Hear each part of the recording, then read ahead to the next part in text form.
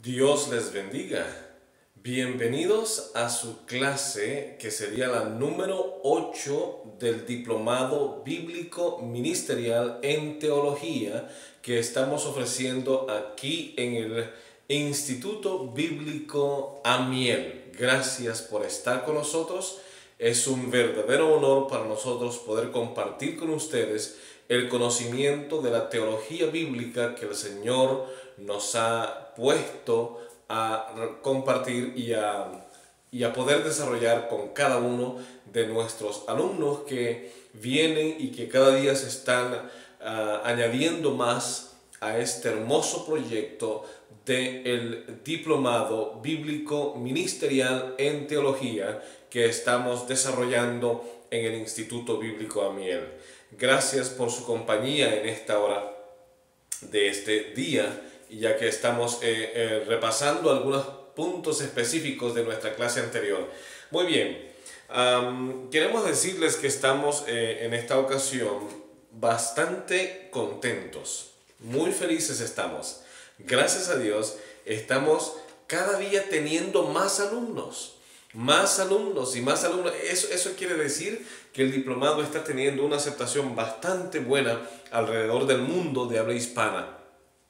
Tenemos alumnos de diferentes países que están aprovechando esta oportunidad que estamos ofreciendo por medio del Instituto Bíblico Amiel de poder profesionalizar a cada uno de los líderes diferentes de diferentes iglesias, de diferentes congregaciones que están aprovechando para hacer el uso de la teología como una herramienta que puede ayudar a desarrollar un mejor liderazgo en sus congregaciones.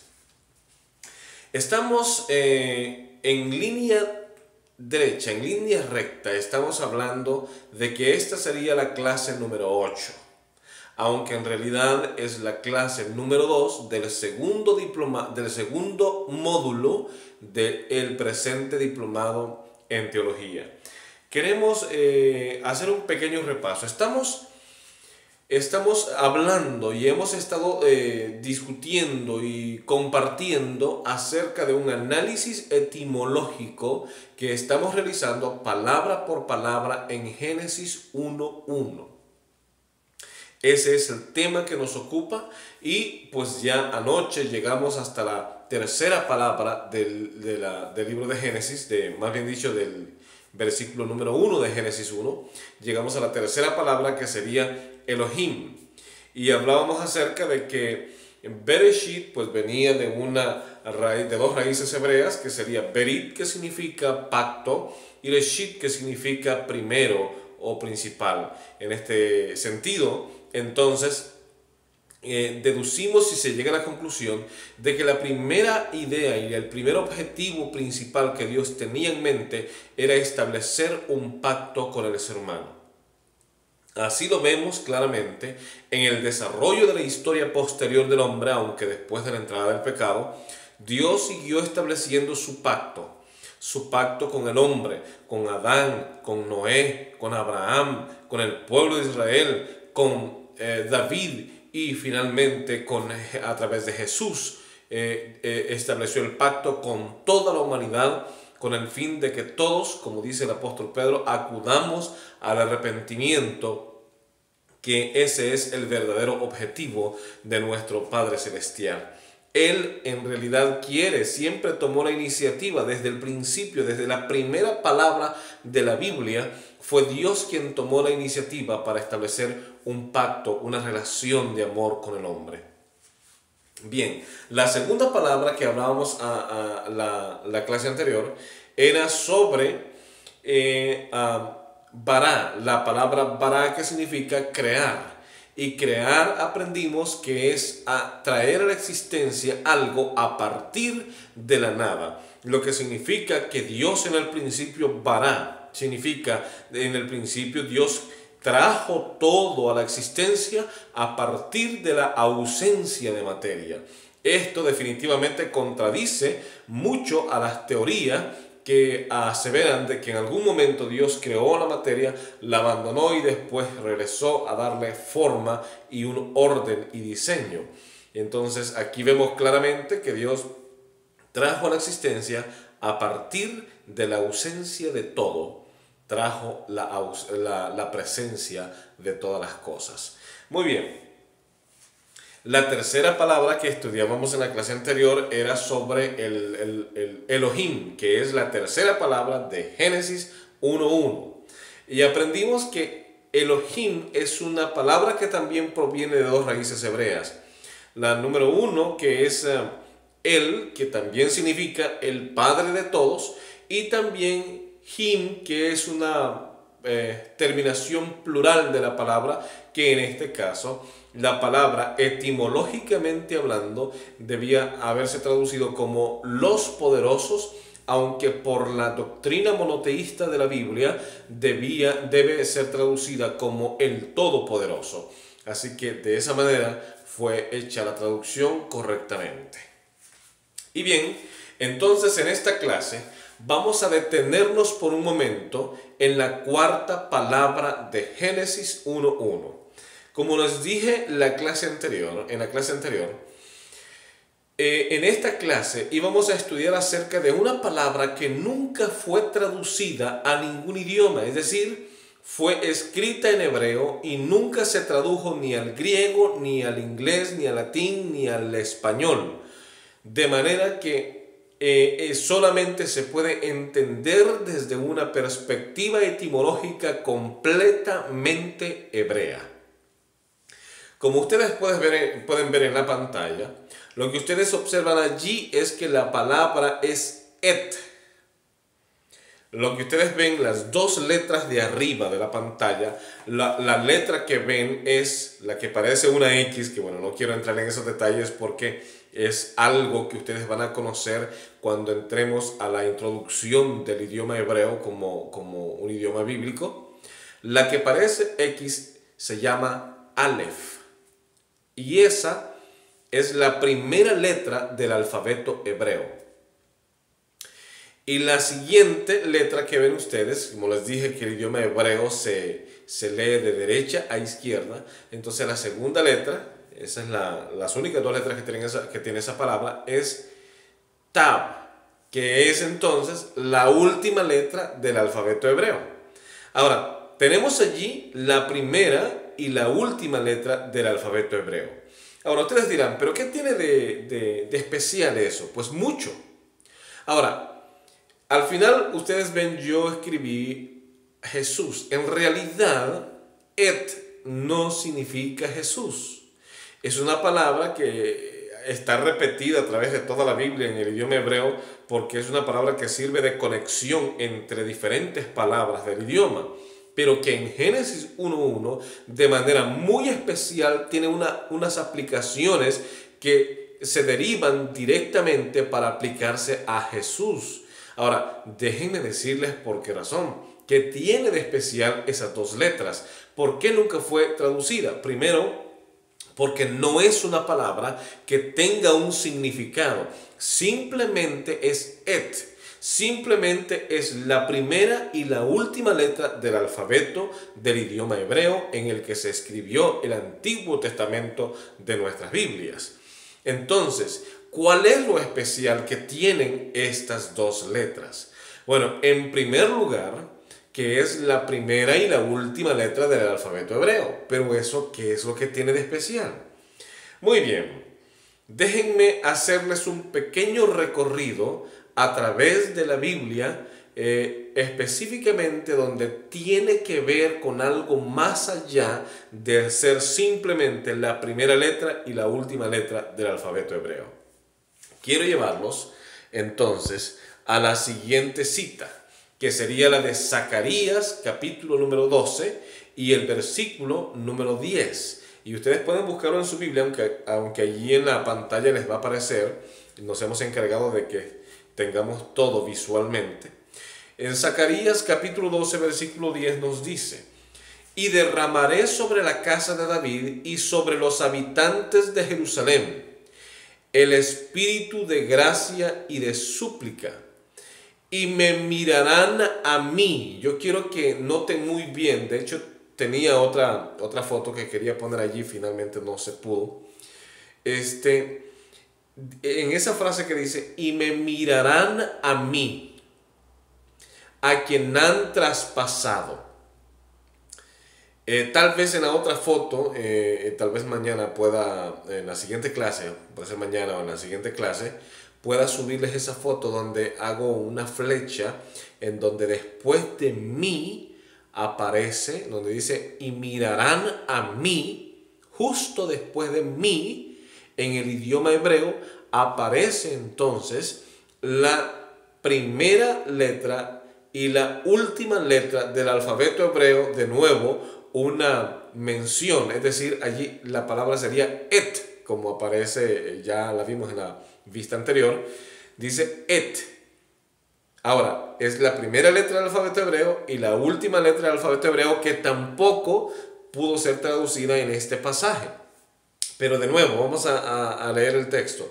Y derramaré sobre la casa de David y sobre los habitantes de Jerusalén el espíritu de gracia y de súplica. Y ahora viene lo interesante. Y me mirarán a mí. Allí, después de la palabra mi, aparece et, alef, tav. Y luego dice, a quien han traspasado.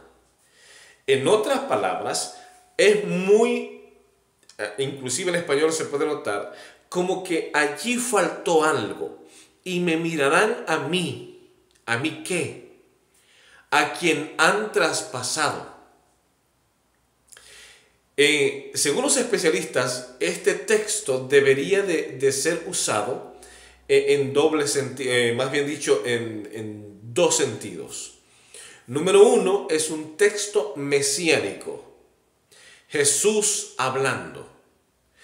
Y derramaré sobre la casa de David y sobre los habitantes de Jerusalén el espíritu de gracia y de súplica, y me mirarán a mí. Es decir, en una posición piensa que es Jesús el que está hablando a través del profeta, diciendo, y me mirarán a mí, a quien han traspasado, y se lamentarán por él, como quien se lamenta por un hijo único, y llorarán por él como se llora por un primogénito. Ahora, la segunda posición es que aquí no está hablando Jesús a través del profeta, sino que quien está hablando es el Padre a través del profeta, en donde dice, y me mirarán a mí, pero entonces veríamos allí que hace falta la terminación de la frase, y me mirarán a mí, ¿a quién mí?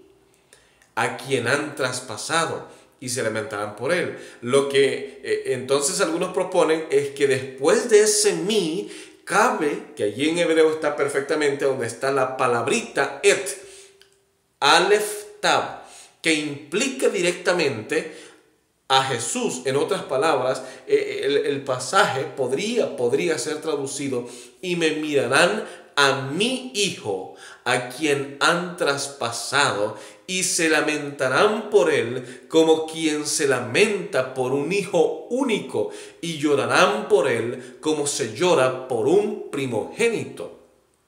Ahora, quedémonos aquí por un momento. Veamos.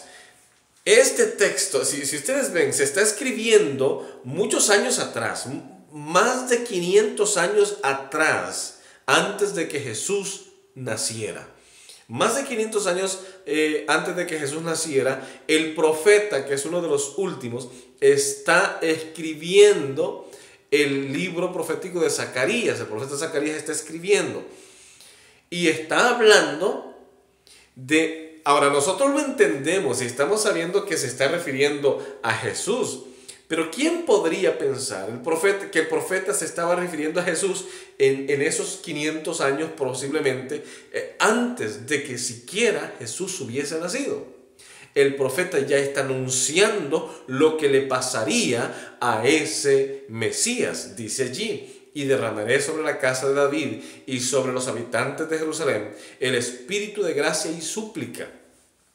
Y me mirarán a mí, y luego ahí está Alef Tav, a quien han traspasado, y se lamentarán por él como quien se lamenta por un hijo único, Y eso nos recuerda muy bien lo que el apóstol Juan en el capítulo 3, en el Evangelio de San Juan, en el capítulo 3 y el versículo 16 nos dice: porque de tal manera amó Dios al mundo que dio a su único o unigénito Hijo. Y aquí el profeta ya está diciendo: y se lamentarán por él como quien se lamenta por un hijo único, y llorarán por él como se llora por un primogénito.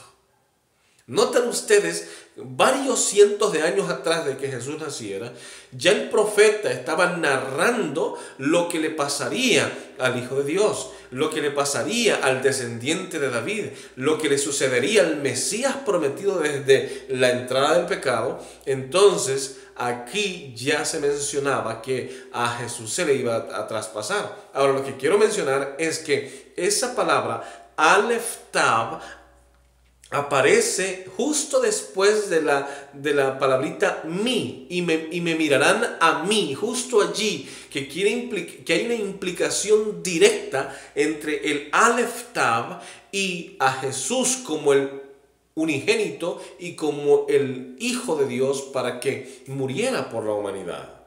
Ahora bien, si ustedes todavía tienen dudas sobre esa implicación, déjenme mostrarles la siguiente cita.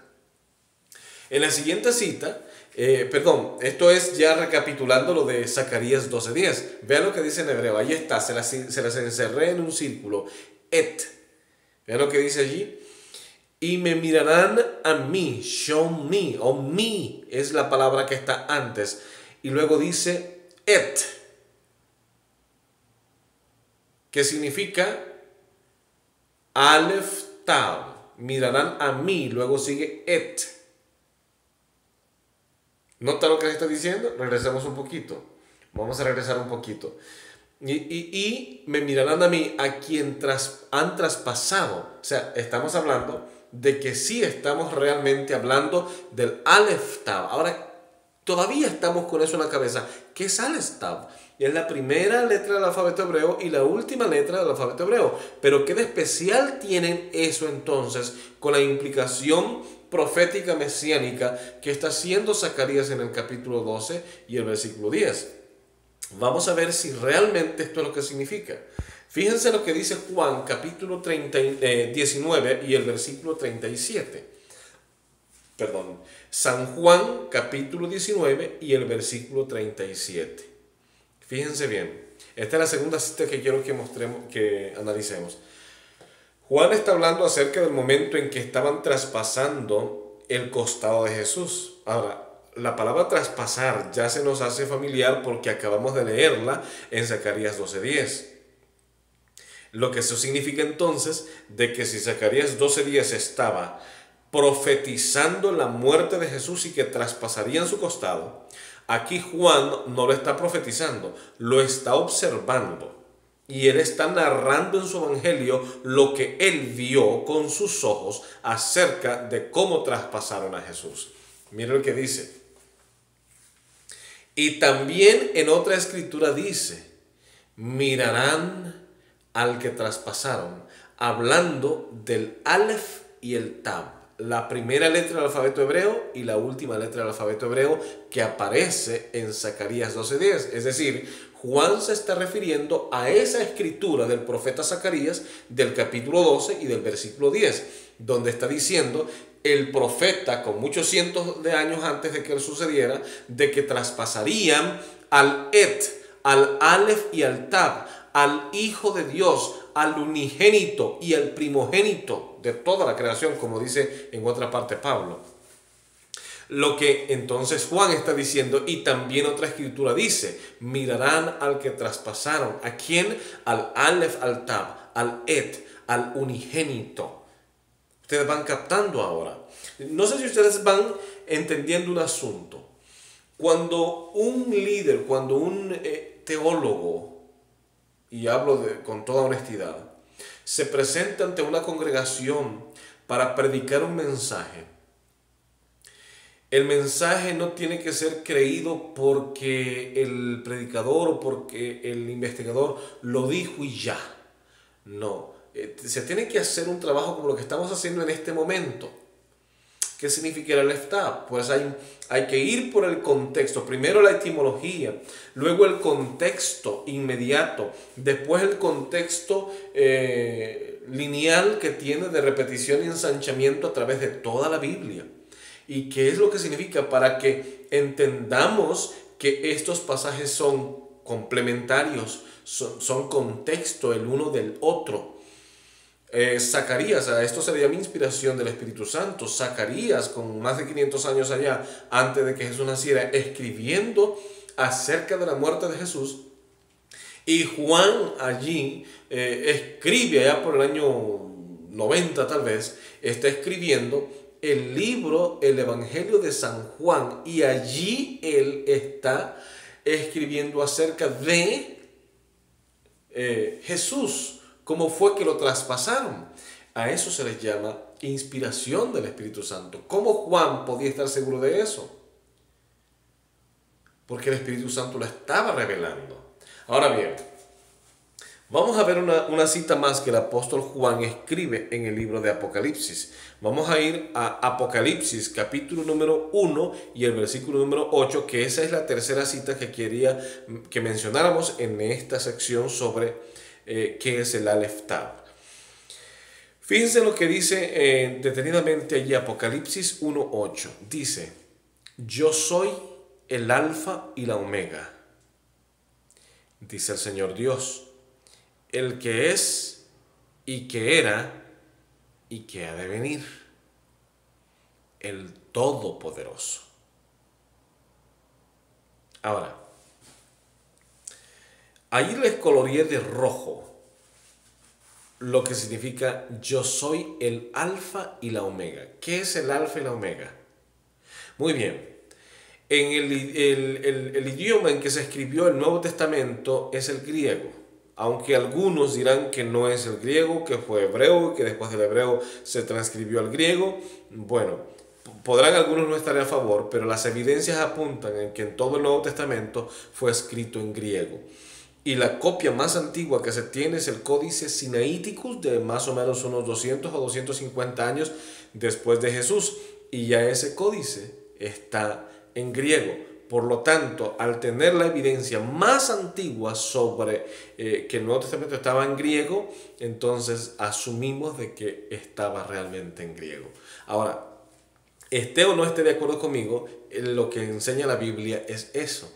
Ahora veamos lo que dice Apocalipsis 1:8 de nuevo, despacio. Yo soy el alfa y la omega. Está hablando Jesús. Y dice el Señor Dios, el que es y que era y que ha de venir. Ahora, fíjense esto. Alfa es la primera letra del alfabeto griego.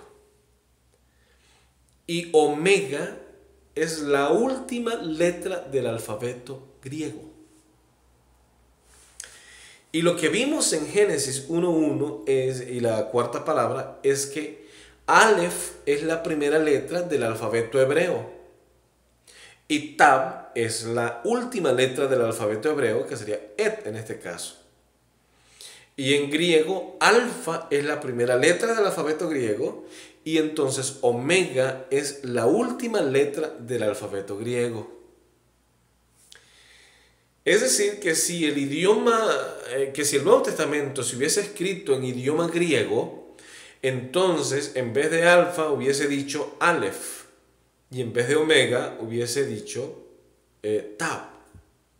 Por lo tanto, Apocalipsis 1:8 es precisamente el contexto de los pasajes que hemos venido viendo, tanto de Juan 19:37 como de Zacarías capítulo 12 versículo 10, como también de Génesis 1:1 en su cuarta palabra, que es Aleph y el Tab. En otras palabras, la cuarta palabra de Génesis 1:1 está hablando de Jesús, según lo que dice Zacarías capítulo 12, versículo 10, y Juan capítulo 19, versículo 37, y según lo que dice Apocalipsis 1:8. Por lo tanto, ese alfa y esa omega es una referencia directa a la cuarta palabra de Génesis 1:1, donde Jesús está en la plena acción en lo que se conoce teológicamente como las epifanías o las cristofanías de Jesús en el Antiguo Testamento. Por lo tanto, en Génesis 1:1 y la cuarta palabra que nunca fue traducida, entonces más o menos Génesis 1:1, aunque yo tengo que admitir que esto que voy a decir ahora es un atrevimiento, porque eso no está ahí en la Biblia, y es una traducción muy sesgada, tal vez antojadiza y un poco atrevida, pero a la luz de lo que estamos viendo en este momento, tal vez una traducción sesgada sería más o menos así. En el principio creó Dios por medio de Jesús los cielos y la tierra. Ahora, ¿por qué estoy diciendo estas cosas? Déjenme mostrarles con algunos pasajes que quiero que veamos detenidamente. Voy a mostrarles ahora lo que dice Juan capítulo 1, versículo 3. Dice, todas las cosas fueron hechas por medio de Él, y sin Él nada de lo que ha sido hecho fue hecho. Ahora, esto Juan lo está diciendo en el contexto de lo que dice en el versículo 1. En el principio era el verbo, y el verbo estaba con Dios, y el verbo era Dios. Entonces, al Juan adjudicar que Jesús era el verbo en el principio, entonces luego el versículo 3 dice, todas las cosas fueron hechas por medio de Él. ¿De quién Él? El verbo del cual está hablando en el versículo 1. Luego dice, y sin Él nada de lo que ha sido hecho fue hecho. Lo que está diciendo y está asumiendo a la conclusión que llega Juan es que ese verbo estaba en el principio de la creación con Dios, que estaba allí ejerciendo la creación, que era parte del plan. Él era el creador, Él era el ejecutor, era el verbo, era la palabra creadora, era la voz de Dios creando, era Dios mismo creando, era la palabra accionada de Dios. Entonces, tiene mucho sentido, teológicamente hablando, en que la cuarta palabra es una específica referencia a que Jesús era el ejecutor del plan de la creación en el principio. Todas las cosas fueron hechas por Él, por medio de Él. Y sin Él, note eso, y sin Él, nada de lo que ha sido hecho fue hecho.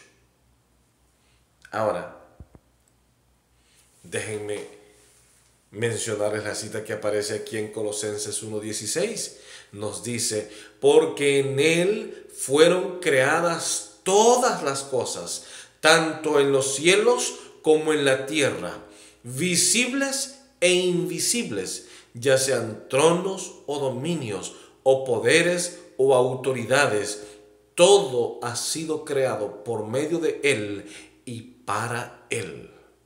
Este texto es prácticamente la columna vertebral de la deidad de Jesús como Dios. Porque en Él fueron creadas todas las cosas, tanto en los cielos como en la tierra, visibles e invisibles. Note esto. Porque en Él, o por medio de Él, fueron creadas todas las cosas, tanto en los cielos como en la tierra. Una de las preguntas que quiero hacerles así al analizar este texto es, ¿los ángeles fueron creados después de Adán o antes de Adán?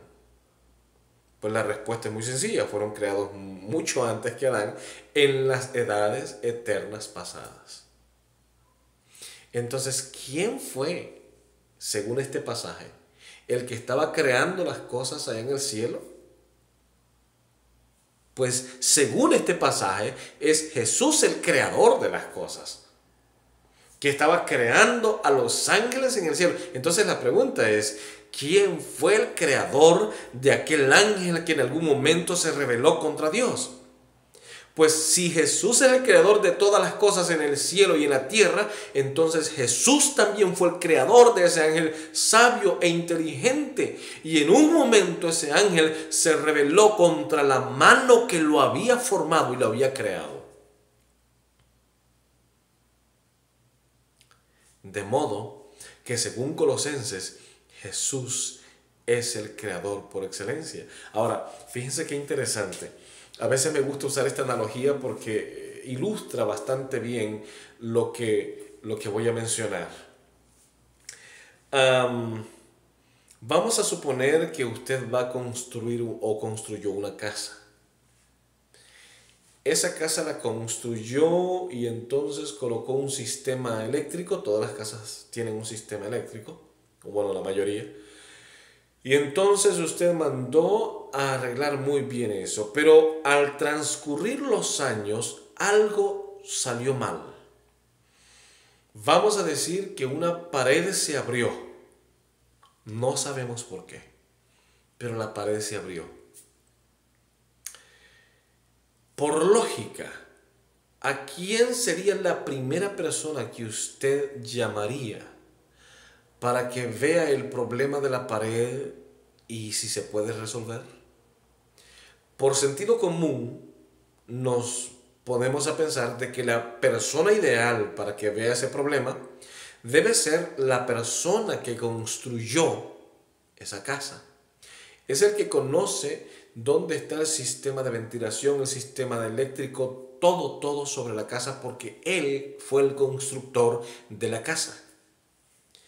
De la misma manera sucede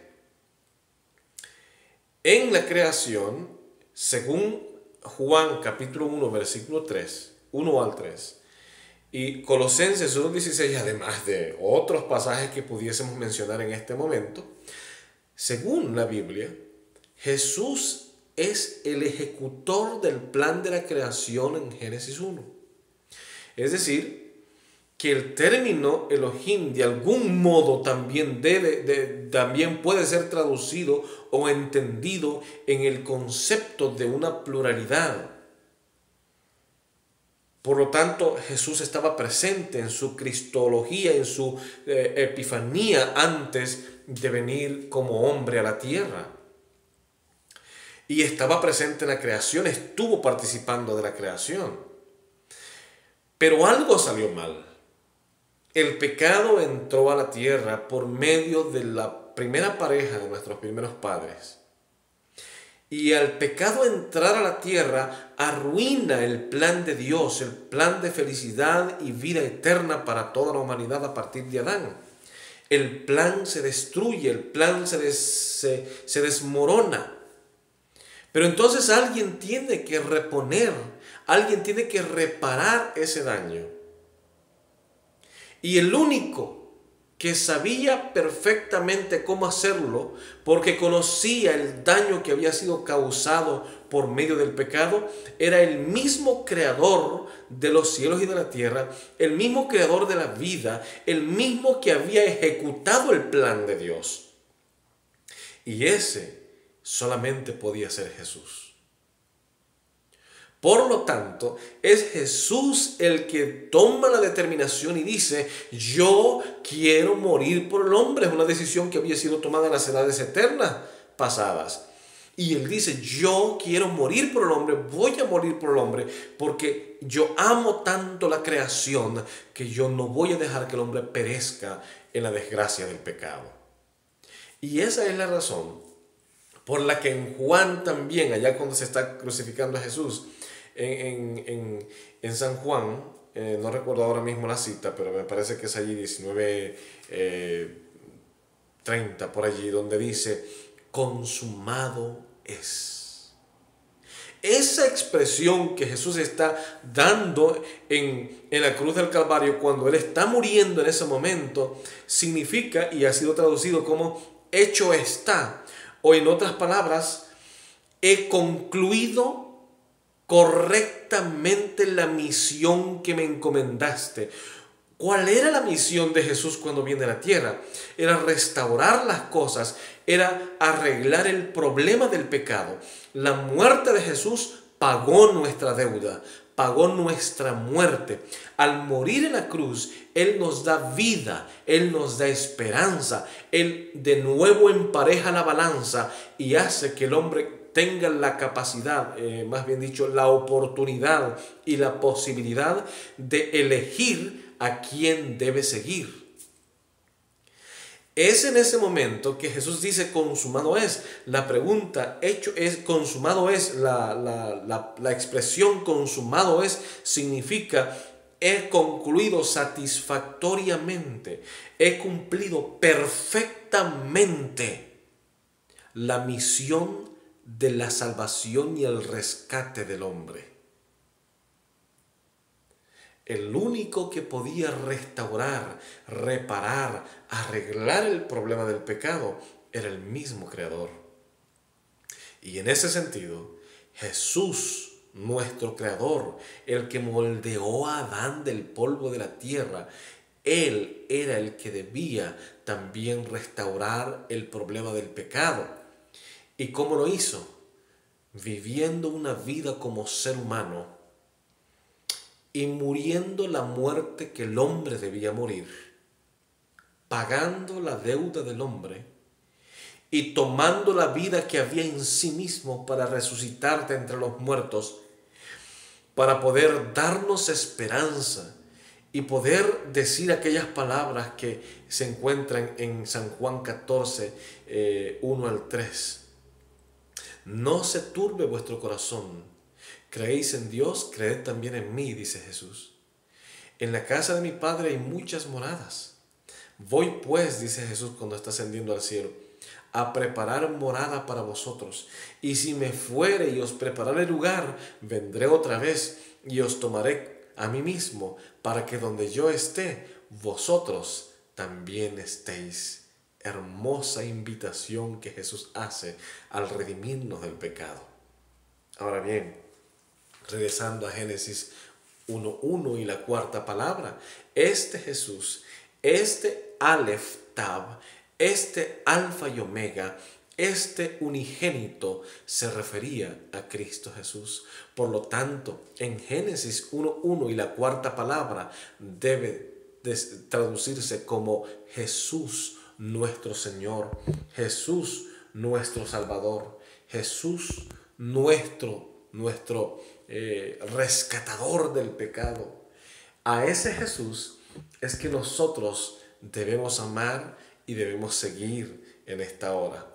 De manera que esa palabra et es una implicación directa a Jesús como creador, a Jesús como el ejecutador o el ejecutor del plan de la creación. Según Juan 1:1, Jesús era esa palabra accionada que estaba creando y creando en la semana de la creación.